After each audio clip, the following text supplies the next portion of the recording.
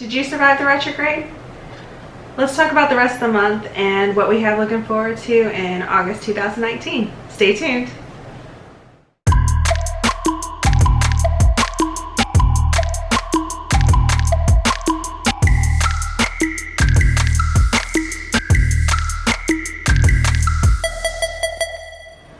Hi everybody, and welcome back to another video by Pan Society. I'm Cherie, and today I want to talk about what we plan on doing for the rest of July and what we're heading into for the beginning of August. So let me take the time to first check in and see, how did you manage the retrograde? I say that hesitatingly because mine was very up and down. I started off with some car trouble.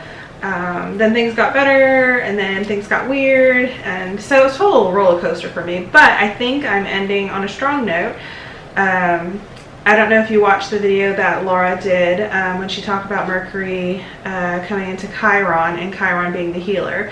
So this was definitely that time to take care of yourself and focus on anything that you've been putting off, because we're ending in Cancer, and Cancer is that motherly love, that motherly touch.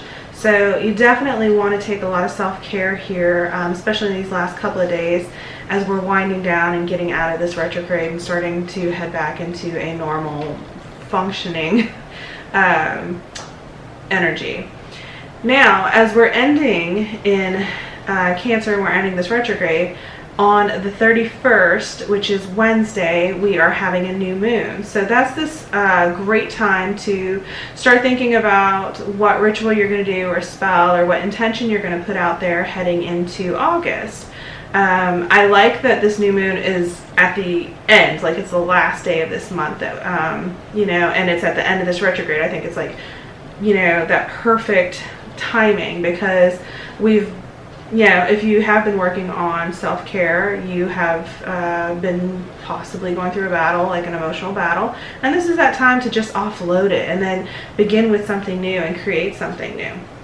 Now, as the new moon is on the 31st, August 1st is actually the Feast of Transformation. It's a Sabbat. This is that harvest Sabbat. So these, think about that as you're creating your new moon intentions.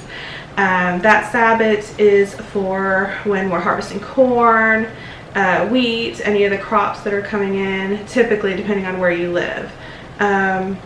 This is that time we're bringing in that abundance. And then we're also, I know it's so hot outside in most places, so we're not thinking about it, but winter is coming.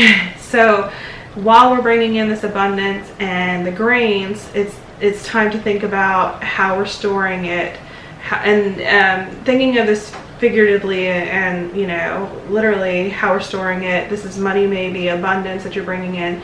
So taking care of it now, and then planning for the future on what you're going to do with it, because you want it to come and be cyclical and return to you. So thinking about how you're going to put it back out there later on, and maybe the spring, and then so that it'll come back to you later. In a couple of weeks, our full moon, this was actually the corn moon, and we'll talk more about this later because there's more stuff that goes with that as well.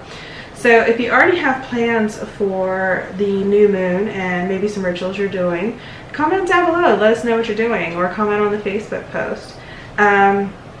We will have other things going on. We'll shoot some ideas out there as well, so keep your eye out for those, and also on some blog posts on what you can do for these times if you need some ideas.